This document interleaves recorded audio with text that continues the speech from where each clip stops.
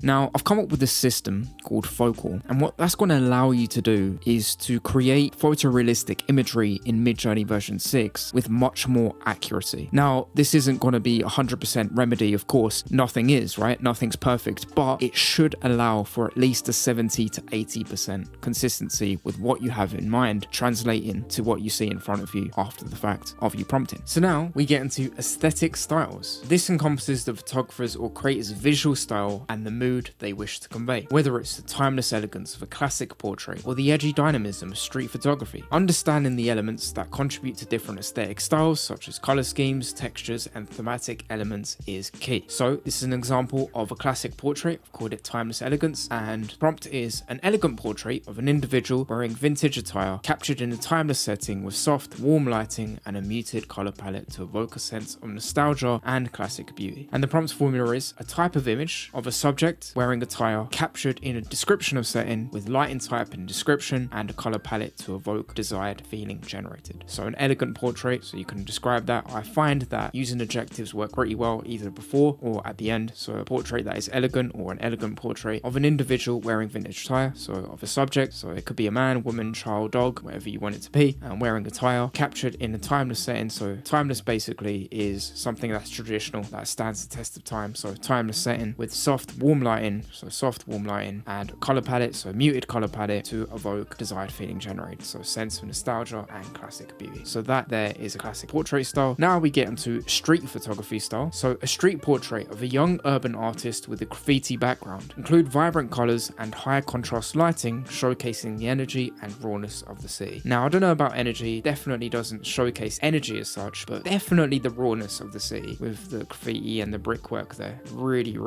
in depth. It's really incredible how detailed it is, everything there. Now the prompt formula for this then is a style type of image, so a street portrait of an age subject, so young urban artist with a background description, so with a graffiti background. Include color description, so include vibrant colors and high contrast lighting of lighting type that showcases desired mood, so that showcases the energy and rawness of the city. So that is street photography there. And some bonus tips for this now are focus on details, so using graffiti, textures, and urban decay can capture the essence of a street super well, and also seek contrast, so contrast old and new, rich and poor, or other opposing elements to tell a more compelling story. Now we get onto surreal fantasy. So a surreal portrait set in a dreamlike landscape featuring ethereal lighting and saturated pastels, with the subject levitating among fantastical elements. Blend fantasy with the reality to create a captivating visual narrative. The prompt formula is a style/type of image, so a surreal portrait set in a landscape description, so dreamlike landscape, featuring ethereal lighting, so featuring lighting description/color palette and saturated pastels, with the subject levitating among fantastical elements, so with the subject doing action among fantastical elements or fictional elements there. So bonus tips for this then are blend ordinary with extraordinary, so mix everyday scenes with bizarre elements like a city with floating buildings or whispering trees. So I got inspired from this particular fantasy prompt with Harry Potter combined with Inception, because Harry Potter of course has like broomsticks and floating going on, and then Inception has floating buildings going on. So I thought, why not try and combine them together a little bit and create something unique. So that's what happened there. Add symbols now, so incorporate symbols like a happiness counting clock or a desire reflecting mirror to deepen the narrative and engage the imagination within your fantasy prompts. So those are 2 tips there for surreal fantasy. Now we get into modern minimalism. So a modern minimalist portrait with a focus on simplicity with a neutral color scheme. Include natural light to create a serene contemporary vibe. The subject's subtle expression is against a plain uncluttered background, emphasizing form and space. So the prompt formula for this then is a style/type of image, so a modern minimalist portrait with a focus on simplicity with a neutral color scheme. Include light description, so include natural light to create a serene, so a calm modern vibe, so a calm modern vibe, serene contemporary vibe. The subject's